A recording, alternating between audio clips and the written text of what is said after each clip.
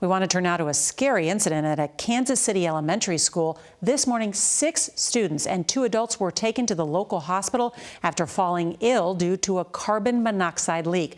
Fortunately, everyone is expected to be okay.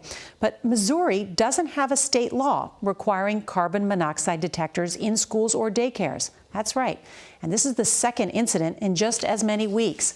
That sparked our curiosity, so we went out to find out just how many states demand detectors in child care settings. And the answer will surprise you.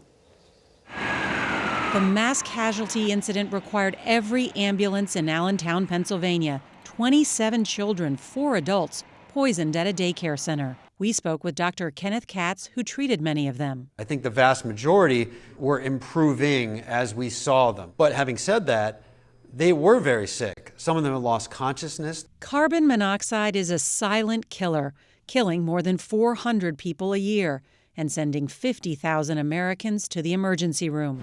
Nikki James Zellner's boys, then aged 3 and 4, were poisoned at their daycare. What kind of symptoms did your children have? They had elevated levels in their bloodstream. They had irritability and behavior issues for about 1 to 2 weeks following. We found many of these incidents have something in common. State laws do not require them to have a carbon monoxide detector. Zellner's experience led her on a crusade to change the statute in Virginia.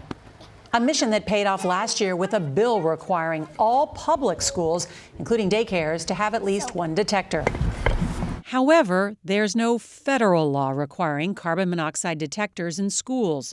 We pored over state laws and talked to fire marshals, and we found that states with statutes requiring detectors often have a caveat with them, like only being required in buildings built after 2015 or in those with a CO source, like a gas furnace or boiler.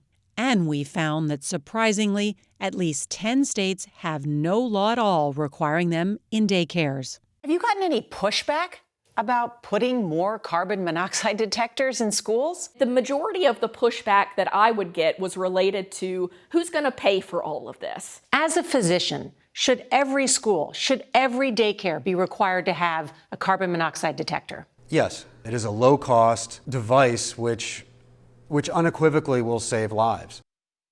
So as parents, we all want to know, what can we do to protect our children? Well, first, you should know the symptoms of carbon monoxide poisoning. Those include dizziness, confusion, and vomiting. And you can call your school or daycare and ask them where the carbon monoxide detector is.